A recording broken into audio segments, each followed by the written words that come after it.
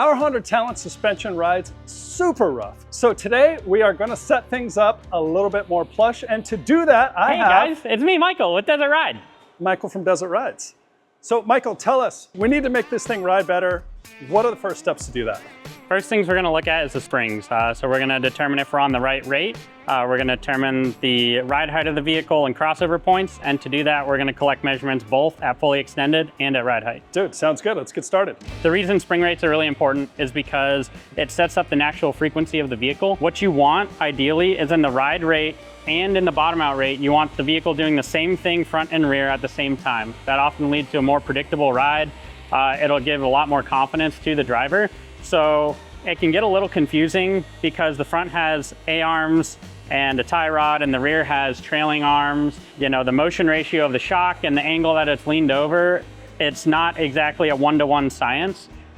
So what you have to do is measure each corner weight of the vehicle and then back calculate the motion ratio, and that way you can get a spring rate that properly matches the right wheel frequency for the front and the rear. I guess there's a lot of info there. So we're just gonna measure the top spring, and you wanna make sure you get the actual spring without the spring collar there. 5.5 inches, down 5.5. Bottom spring is 15.25. Spring divider is 1/2 inch. For shaft showing, you never wanna show this jounce bumper. So when you take your measurement, it's gonna be from here all the way down to the spring seat, because that's the actual travel that the vehicle is experiencing. Because the jounce bumper sometimes will go fully collapse or pretty close to it. You can also take measurements of the actual jounce bumper itself, because that's actually a third spring rate. So as far as the motion ratio goes, we already know the motion ratio of this vehicle. To clarify, that's the distance that the shock travels compared to the distance that the wheel travels. And what that'll tell you is, for example, if we have 20 inches of wheel travel, we have 10 inches of shock travel. That's a 0.5 motion ratio. So for every 1/2 inch we're moving here, we're gonna move an entire inch at the wheel. The way to get that, if you don't already have the motion ratio, is you can actually take the springs off of the vehicle and you can rest the vehicle all the way on the ground. You can measure from the bottom of the frame all the way to the ground and then lift up the vehicle. And you wanna take multiple points because the motion ratio will change over the travel of the vehicle. So at its extremes, sometimes it'll move a lot more than when it's at the ride height. With this new setup in the rear, Brian mentioned that we are no longer on the actual springs themselves. So the wheel is off the ground, but the spring is loose. So what we're gonna do is, for our full extension measurement for our calculator, is we're actually gonna pull these all the way down, these spring seats. And that's what we're gonna use as our base measurement. Even though we're gonna be really far off as to where we wanna be in the travel, because we know the rate of this spring and this spring, we can still calculate what our corner weight is gonna be. Brian told me that when he set the vehicle on the ground for the first time, that the sliders actually already hit the crossover point. So we don't want that to happen when we're taking our measurement at ride height, because we want both springs to be acting on the weight of the vehicle to get an accurate weight. So what we're gonna do is we'll loosen up these crossover rings and pull them all the way up. So that way, when we set the vehicle on the ground, we know the spring rate of both springs combined. It's also worth noting that depending on the spring that you have, if you have an I-box spring, it'll actually tell you the length and the rate of the spring here. But with the Fox spring, because it's a part number, you gotta reach out to Fox and ask them what rate and length these are.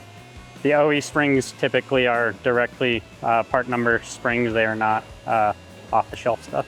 It's worth it to measure both sides of the vehicle, especially if you're trying to be diligent, because springs are not the most accurate thing in the world. They'll get you a ballpark number within maybe 10 to 20%. Oh, these ones are already loose.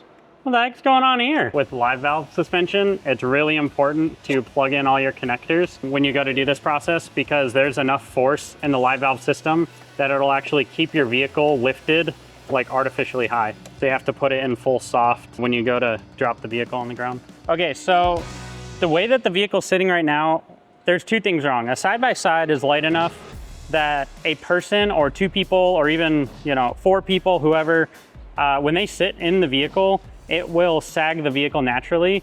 Not only that, there's so much scrub that happens through the travel of the wheels that we actually need to settle this before we take any measurements of ride height. So we're gonna have to pull it out and then drive around the parking lot and pull it back in to get an actual ride height measurement. Okay, so we settled out the suspension. So now what we're gonna do is we're gonna have two people sit in the car and we're going to take the exact same measurements that we did before.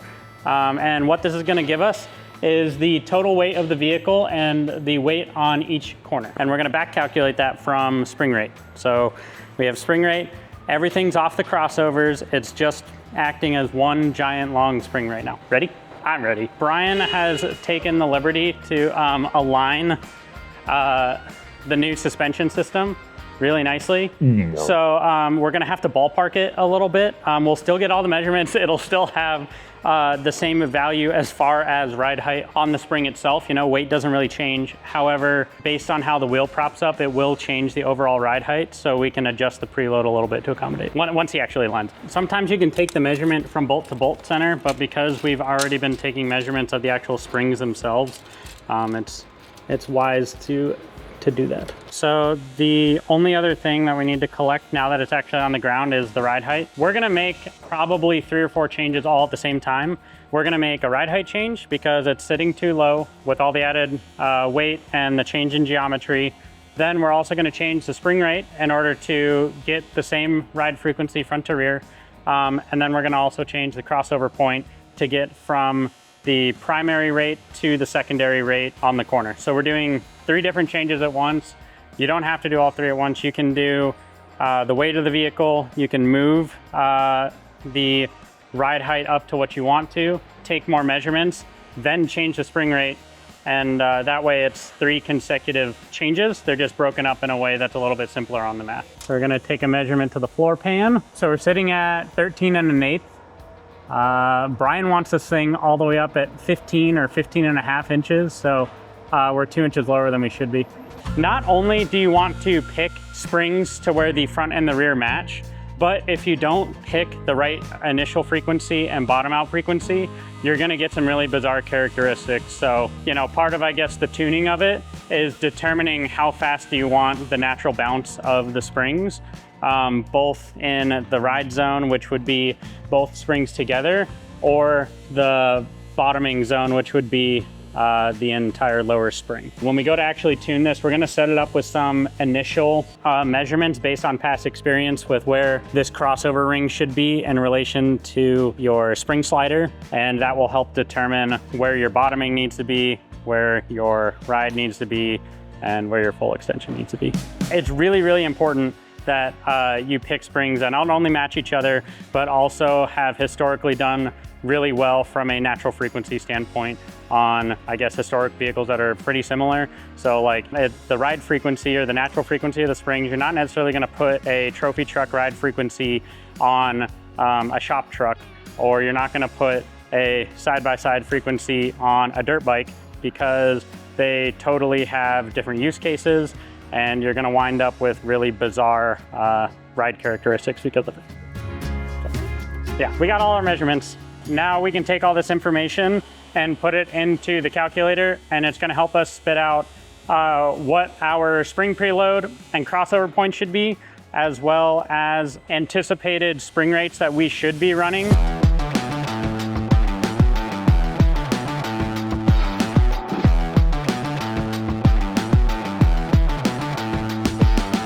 We put in all of the extended and ride height measurements into our calculator that will help us determine what kind of wheel rates we're seeing on the vehicle and how we can best match the front and the rear of the vehicle. From that calculator, it told us that we needed to drop the front tender spring from a 300 pound per inch to 250. In order to do that, plus get the ride height gain, we actually had to change the length of the spring as well. We have new springs for the front to better match the wheel rate of the rear. And then in the rear, at ride height, we used to be sitting on the crossover point, which means that we are sitting up into just this spring rate because the spring crossover was hitting the spring divider. And so that was causing a bucking sensation. So what we did was we were able to increase the length of the spring in the rear in order to get up off of that secondary rate and get us back into a much more plush ride zone for chop and things like that. What we're gonna do is we're gonna take our springs, we're going to put them on the shocks now, readjust all the preload and the crossover ring position, and that will get us to the right ride height for a proper tune.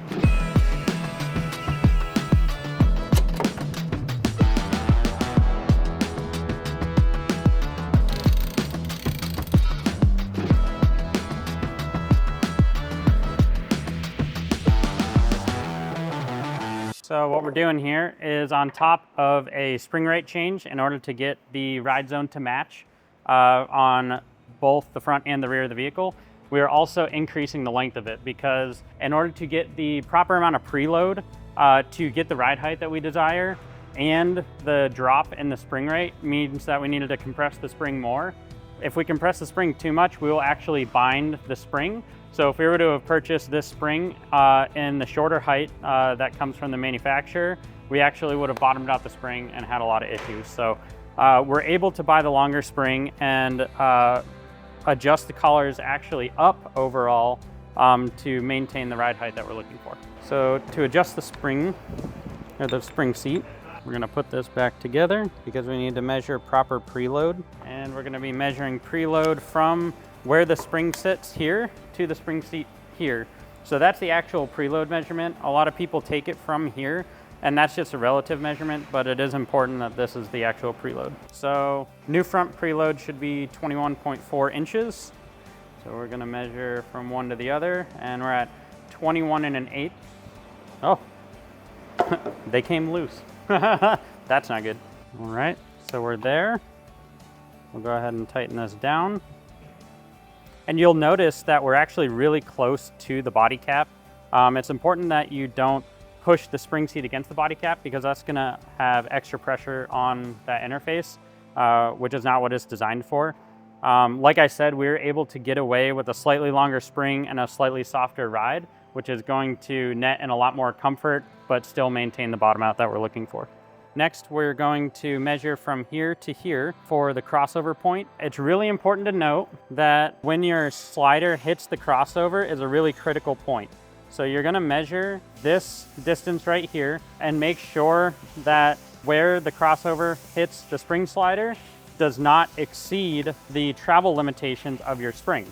So when you go to order springs, there's a travel guide that tells you how much travel you can get out of each spring. In this particular case, for this 8-inch spring, we can get 4.8 inches of travel. So we just need to make sure when we're tuning, not only for the initial setup, but when we go out and tune in the desert, that the distance between these two seats does not go below 4.8 inches. The crossover ring needs to be 3.8 inches away. And so again, just to clarify, my 3.8 inches is from this surface to this surface.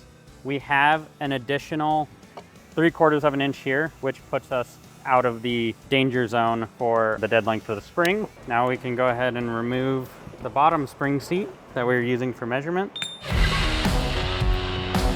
And we can install our new springs. Don't be that guy. Put the logo in the right orientation. Installing our very nice AGM sliders. These sliders are really nice because they fit really snug around the body. And then put this in the spring compressor.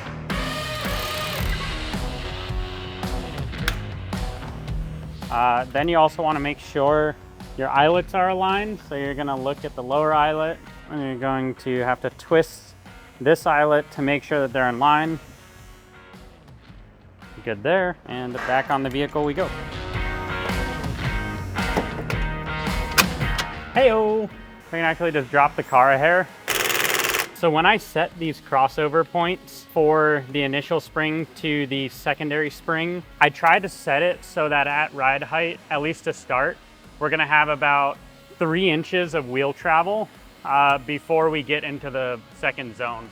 And so what that's gonna allow for is a really plush feel over plus or minus 3-inch bumps. So like that would be razor burn or washboard or chop, or even like annoying rocks inside of the road surface. All of that should kind of be well isolated, but then it still will engage soon enough that it'll protect you more from bottom out scenarios.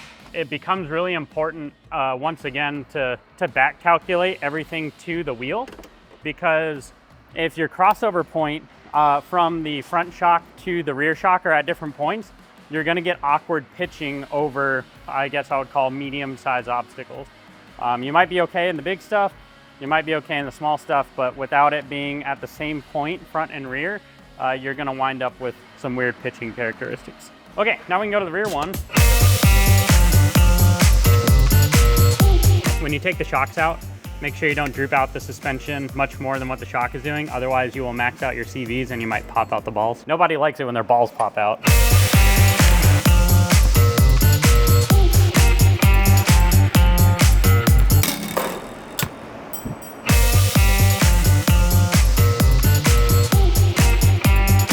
So this one, everything's already loose because we needed to move the crossovers up. So this is actually kind of interesting.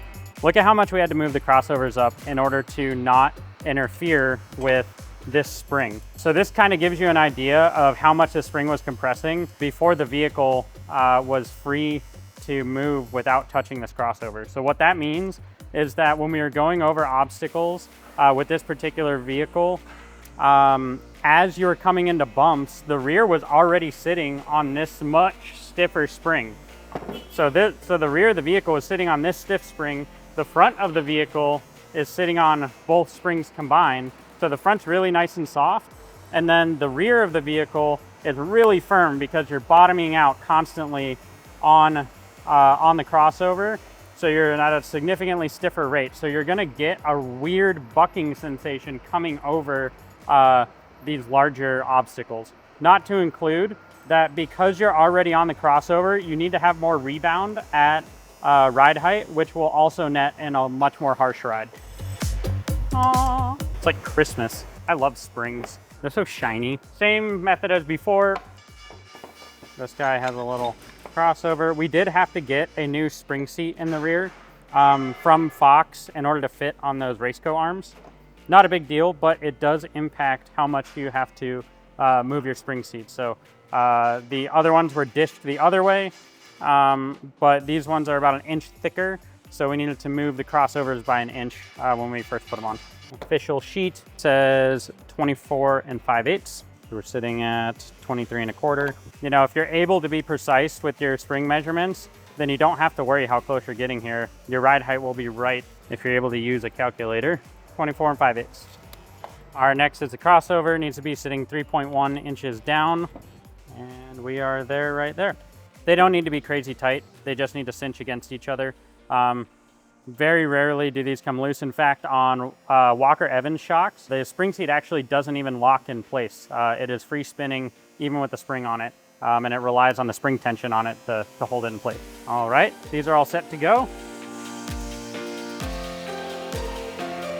Look at that, you can feel how precise that is.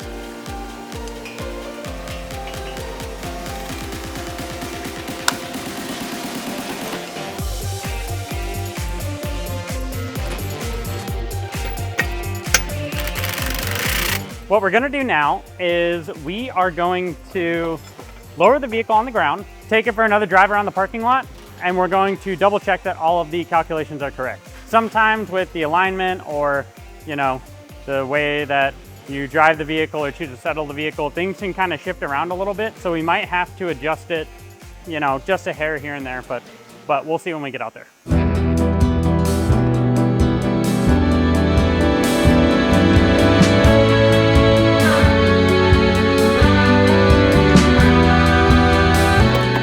All right. So we went ahead and put on the new springs with the proper preload. We drove it around the parking lot to settle it. Now we're gonna go underneath and re-verify the ride height. And there we are. We are at the intended ride height. So now we're ready to go desert tuning. We made it! All right, now what are we doing? We're getting a baseline tune with the new suspension. So we're gonna go out and do a quick run within the limits of the vehicle and just kind of establish what the major weak points are. Then we're going to start making really big changes to find the boundaries of our tuning box. Perfect, so we'll run out here, hit the whoopser in front of us. Yep.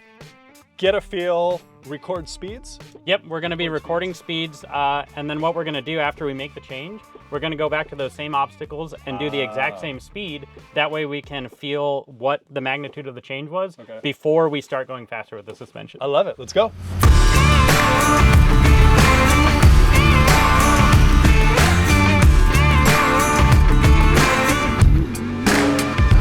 Oh, yeah, you feel it? Oh yeah. It comes off the lip and just kind of, and then it doesn't set into it very well either. That's 35. It's a little bit all over the place in those bumps. Yeah, they're pretty big here. You feel it top out right there? Yeah. The front's got the clunk. Yep. So it's like the rear end just doesn't work. Yeah. You the know? front's not terrible, but it has that audible top out. Yep. The rear needs some work. I'll tell you the other thing that I noticed, at least initially here with the Raceco suspension and the more track width, is the stability has gone way up in the car. You don't feel, at least here, you don't feel like the car's gonna tip over on you. It feels a lot more stable. Yeah. So that's a good change. But let's talk a little bit about what you felt for the suspension this first round. Yeah, so what I felt, the front had a very audible top out, which means that we need to add a little bit more rebound just for shock integrity. Okay. The rear of the vehicle was not compressing enough as you were going into the whoop. And so because you weren't compressing enough, it allowed the tail end to be proud. So you were coming out the next whoop, launching the rear over the front. It's actually a little bit of an opposite scenario of most bucking cases. Most bucking scenarios, you use more compression coming into the face, and so you unload really fast. This one has the exact opposite. Yeah, which is a little unique. Yes. But the good news is we can identify the big issues, and Michael's got a correction for both, so. Yep, yeah, so we're gonna go ahead and take the fronts off, add a little bit of rebound. At the same time, we're going to take a little bit of compression out of the rear. It's really important that when you're making these changes to the shock, that you're only making the change to one side of the piston at a time. Meaning either compression or rebound. Exactly. If you make both compression and rebound changes at the same time on the same axle, you're gonna wind up confusing yourself. Similarly, if you try to go a little bit faster, a little bit slower after your change, you're also gonna confuse yourself because you're not gonna be able to do an apples to apples comparison. Which is why we're taking note of speed. Exactly. So all that is about 35-ish. So we started out at 35. We're hoping to get significantly faster than that by the end of the day, but it's just a good baseline to have because we know it's our safe point. Perfect. All right, let's do some work. It's, yeah, okay.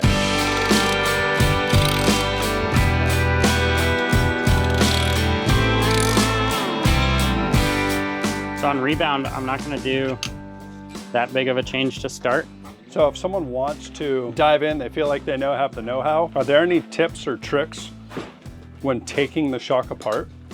Things you should note, or like steps that you should take that'll make your life easier for later?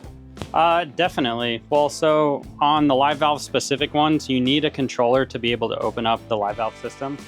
That allows oil to pass freely in between the two. If you don't have that controller, then you're not going to be able to physically remove or put the piston back in. Because this divider is not going to move, allowing you. Exactly. Yeah. The suction to be too high. Exactly. There's a really big orifice that's completely being blocked by the live valve system until you charge it. So I actually use a little controller that will power the system, allowing me opening the valve. Yep.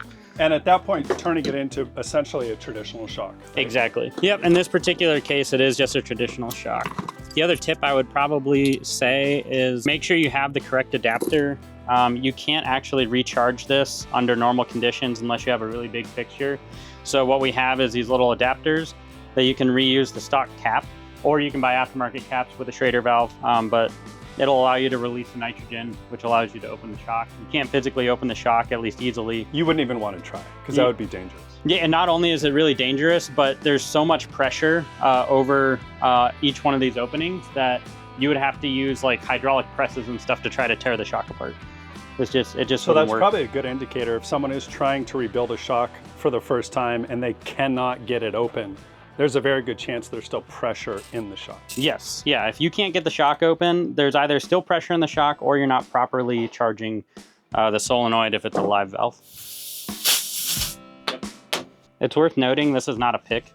This is actually a spoon. You don't want to use a pick on these because you can scratch the surface of the anodizing, and especially on the nitrogen side, but even on the oil side, you can get scratching on the bore, which will cause everything to leak around each other over time.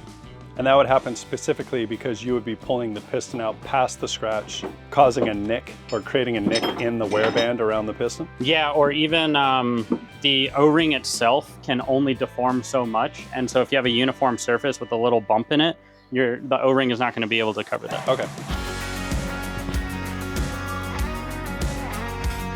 The next thing you want to do is, it doesn't have to be a fancy tool like this necessarily.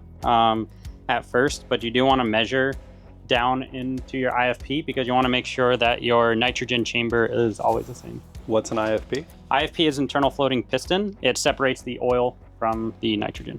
At least on IFP shocks. There are shocks out there that do not have an IFP. Those are called emulsion shocks, and typically they're not for high performance vehicles. And that's where the gas mixes with the oil, correct? Correct. You just take a quick measurement. So now you know. Oh, okay, we got the snap ring out. So, all right, here's what we're doing.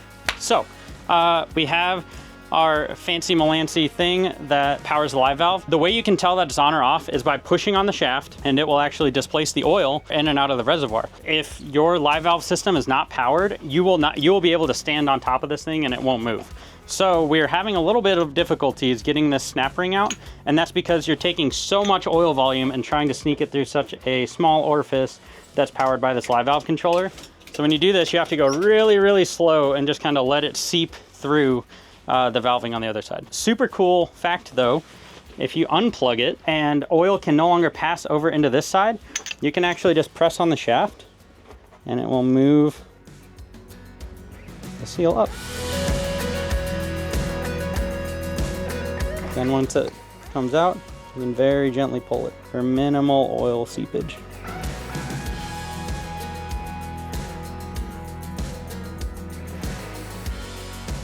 So this is Fox's Teflon blue oil. The only difference between this oil and that red oil right there, that is also a Fox oil, is the Teflon particles. For sake of tuning through the big stuff that we're doing, it's not going to make a difference. Okay, quick overview on the inside of a basic shock. On this side, you have what's called the compression shims.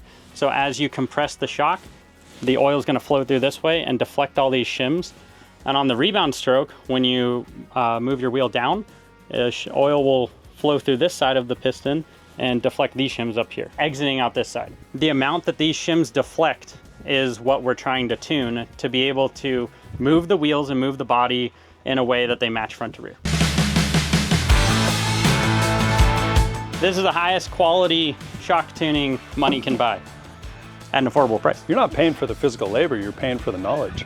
These are called shims. These all individually deflect, and as a unit, they create what's called a shim stack. When you're laying out the shim stack, you just gotta make sure you keep them in order. And it's both the diameter and the thickness of the shim that has an effect on the ride quality, right? That's correct, yeah. So the thickness of the shim, the diameter of the shim, and then how you choose to stack them. So you can actually see that there's a little shim in the middle here that's separating the cover shim from the rest of the stack. So what that's doing is allowing for an initial plushness inside of the stack. So at the initial turnaround of your your reversal of the wheel, theoretically you're going to get some kind of plushness from this before you hit your larger stack, which is meant for the larger bumps or the higher shaft speeds. And by turnaround, you just mean when the wheel first begins to travel in that up direction. Correct. When you first hit a bump or you first drop out, that's called a reversal. So you're going from compression to rebound or rebound to compression. Okay.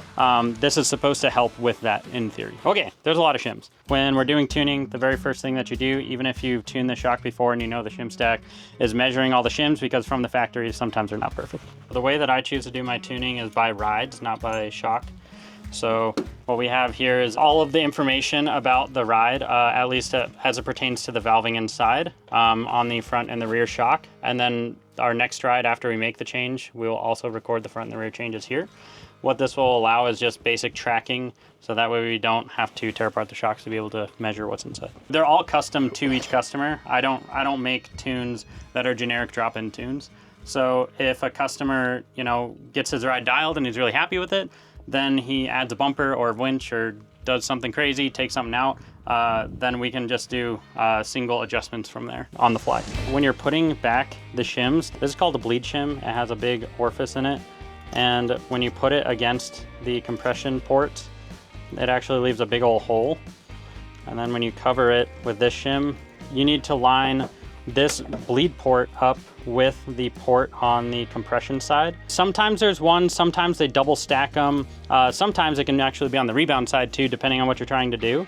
But it's really important that you line up these two little prongs with it If it's over here, then you're actually not allowing any oil flow beyond the compression stack, and so that will increase damping force by quite a bit. So this is the bleed shim. This is the port that the bleed shim goes over, just like that.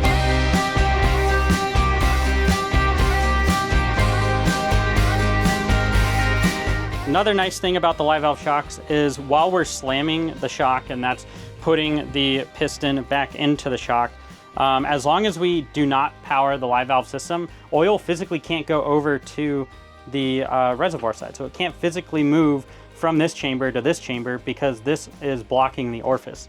So the number one thing when you're shock tuning or when you're opening and rebuilding shocks is to purge all of the air from the oil side. That ensures consistent damping as well as prolonged service intervals. So the more air that you have inside of here, the more things are gonna get jostled around, the more the oil is gonna degrade over time. So it's really cool that the live valve system allows you to completely block off this orifice. If not, if you just have a traditional shock with an adjuster on it, or even if you don't have an adjuster, you can actually just screw one of these nifty tools into the end of the piston. So you can screw it into the end and you can pull the IFP up and down. So while you're slamming the shock and getting all of the air out of the shims, you don't have to worry about where your IFP is set. You can always set this afterwards. How do you judge how much oil to put in it when you're doing that? Right now, it doesn't matter because of what I was just explaining with the live valve system. Really, because we barely dropped any oil out of it, we really don't need a lot, but you do need oil to completely purge out all of the air as you're bleeding the shock. When you're slamming these shocks, oil will actually come through the compression ports and out the bleed shim, so you don't need to purge a lot of the oil out. The oil will naturally not be able to be trapped in the piston. Then when it comes on this side of the piston, it will naturally flow into the rebound ports. So really what we're just trying to do is purge just the final amounts of oil, then we can close up the shock very nicely. So when installing, or you called it slamming. Yeah, slamming. You're just looking for the initial air to come out. You don't need to sit on and pump on the thing. Yeah, in fact, especially with recreational use, you don't need to use anything like a lot. Never pump hard with recreational. Never pump hard recreationally. Yeah, some companies will actually use a vacuum to pull all of the air out of the oil. Okay. If you tune the shock properly, you will never aerate the oil under normal tuning conditions. It's not possible. So the only air that you're truly going to get in the system is when you go to open and close the shock. So as long as you are regularly opening and closing the shock and you don't tune out of the ballpark of the hardware, you actually will never aerate the oil. You're just going to walk the piston down. You can see the oil start to come through. And again, we're not powered here, so we're not worried about oil transferring over, so we can actually push on this as much as we want to. Once you stroke it a couple times. Now, will you see air bubbles accumulate around the walls, and that's how you know you're getting air out of the shock? Absolutely, yeah. So you can actually see there's big ones just from the initial intro into the shock. But if I take a hammer and I just tap on it, so I'm cracking the compression shims, you can see a little bit more air bubbles starting to come out of the system. And it may seem ridiculous because that's not a lot of air, but the air will have to collapse before the hydraulic fluid actually does anything. So this is actually kind of fun. I would recommend keeping whatever is at the very top slightly out of the oil. Sometimes you can tap it down with a hammer. You can walk it down like this. You don't want to splash oil because it'll just get all over the place. And then you slowly walk the entire assembly down. And you're wanting that oil to start leaking before the O-ring hits? Yep, exactly. So if you push all the way down and the oil has not come out between the yellow piece and the outside of the body, then you have not gotten all the oil out, so you can start to see the oil purging. Or you've not added enough oil. You have not added enough oil, yeah.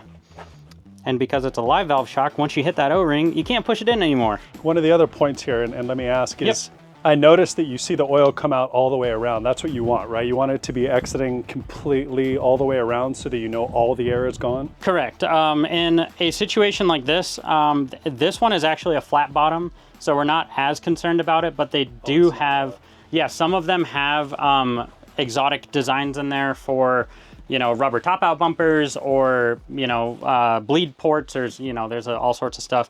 Those you want to make sure that's all the way around. This one is not as critical, but it is definitely. And in that case, it's all the way around because there's a cavity inside that could still be holding air. Exactly. Okay. All right. So now we'll plug her back in. We did it! We finished the shock. Now we're gonna put the springs back on, put it back on the car.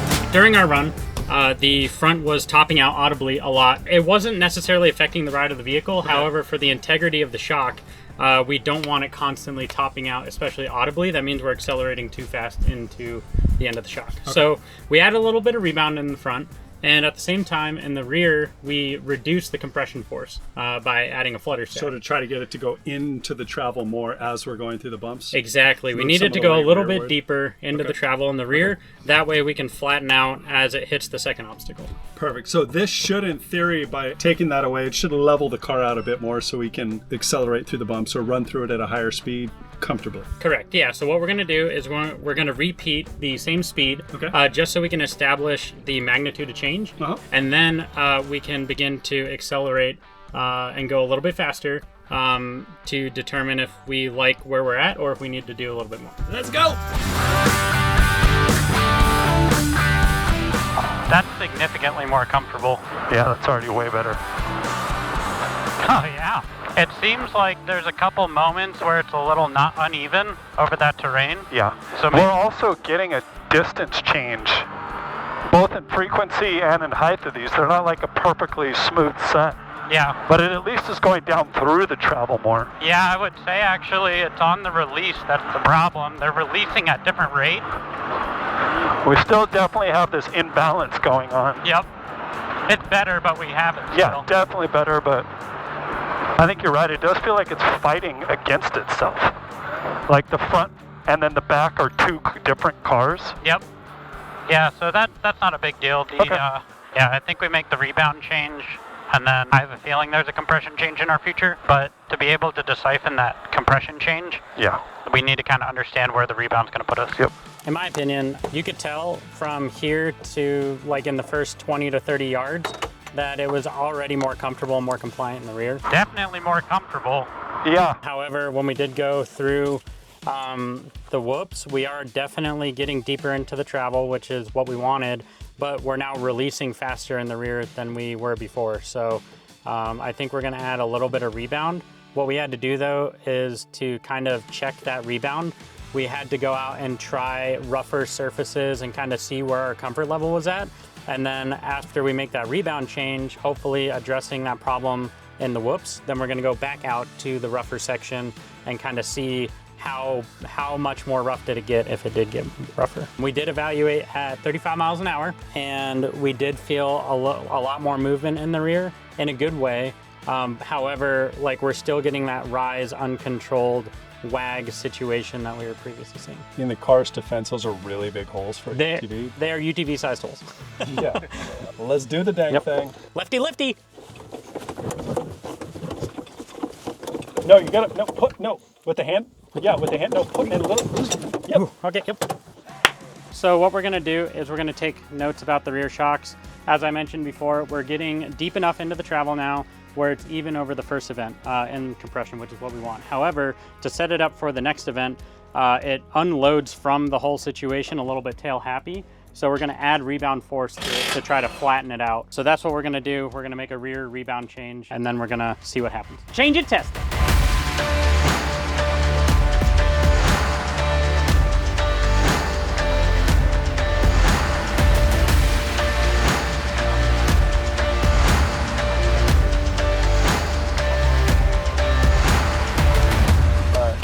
To add some extra sauce here.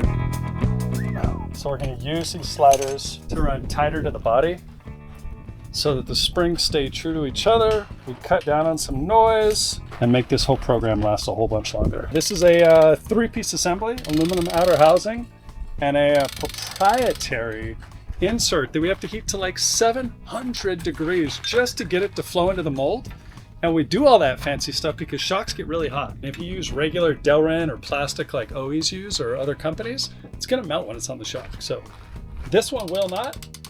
Not only is it used better materials, but it fits tighter to the body so you don't get that S curve over time where the shock can wear into the body, damage both pieces, and cost you way more in maintenance. Hey, Michael, as a shock tuner, Yes. what do you think of the AGM suspension sliders? I like them so far. I've never had to use them until now. They seem to be really nice. We haven't heard any noise from them. What I really like about them is they spin relative to each other. So as the coil moves, you're getting less friction in the system. That's really good for ride quality. It's all freaking orgasmic too. So it's like, bro, they didn't even like try. That was just real. Did you say orgasmic? What? All right, so this last go around was what? So in the shim stack, we had a little bit of rebound in the rear. How do you do that? So in this particular case, we took the flutter stack out and made it a more traditional pyramid looking stack. And what that's gonna do is give us a little bit more of the low to mid speed rebound that we're looking for in order to settle out the car flat. All right, let's give her a go, yeah? Yep, let's do it.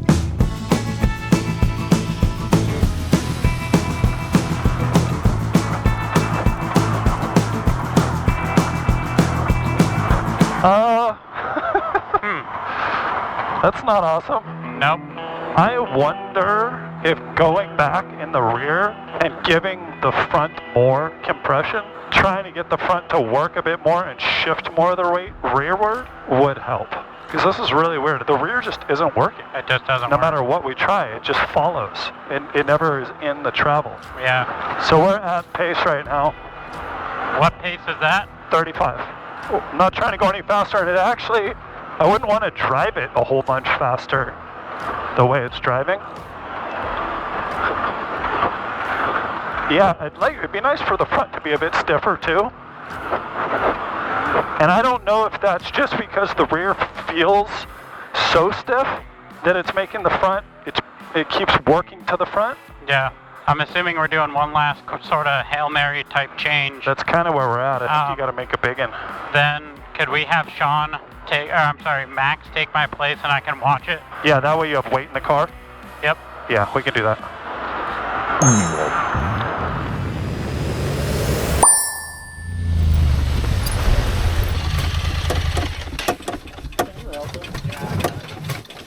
We did it! So we're still trying to address that rear bucking problem. So what we're gonna do is we're gonna add a lot more compression because when I was outside the car, it looked like the rear was really going through a lot of its travel. However, at the very beginning of the tuning trip, we had issues with comfort. And so what that means is we need a more progressive stack where in the low speeds and in the small things, we have a little bit less damping force, but then in a lot bigger things like those whoops, we're gonna be able to have more compression force that will smooth out the vehicle.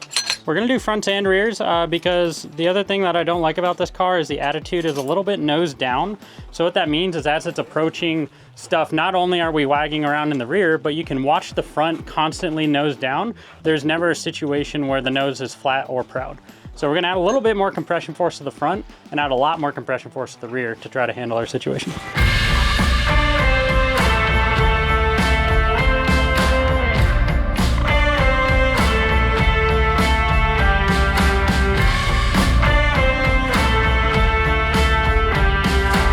I'm not saying that we're out of time, but it is a little bit darker. This is our last run. What are the changes you made? All right, so we made a really big compression change in the rear. Again, to try to keep that suppleness that we got earlier in the tuning, we added a lot of the high-speed compression though in order to prevent bottom out over those really big obstacles that are the size of the car. Basically everything in front of us. Exactly, Yeah, yep. okay, cool. Yep, so everything that we've recorded so far has been these monster holes, and I will say it's impressive that we haven't gone full bottom out on it yet, but we're still trying to figure out what the balance is for the front to the rear of the shop. And you made a front change too, right? I did. I made a front change to kind of prop it up because it wasn't very confidence inspiring having the nose constantly tugging over.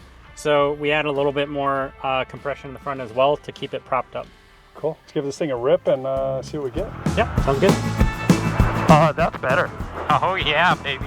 Dude, this is so much flatter. Yeah, the front is... You're going 40, you little cheater. Oh, sorry. The front is exceptionally better. Yes, I agree. It's not as lazy. It's a little bit easier tracking, too. That was actually a huge change. Yeah, I'm much happier with that. And I like the progression. Like, the rear end feels safe when you do feel it move. Once it starts to get upset, it's predictable. Yeah, It's not out super of control. predictable. And it's very linear, too. The way it gets upset, it's not like you're good and then all of a sudden, who fucking knows, you're out to left field. I also got to do my special tuning in this one, Brian. Oh, I did a little sneaky on you. You did your new thing. I did the new thing. How fast you going? 40, 45. Dude, yeah. Fucking lock the diff and let her eat. Yeah, I just wish I had more throttle. Yeah, to be able to modulate it slightly. Exactly, because I'm not able to like help myself. We're just kind of along for the ride. Yeah, exactly. So we picked up about 10 mile an hour. Dude, this thing fucking rips. It's better.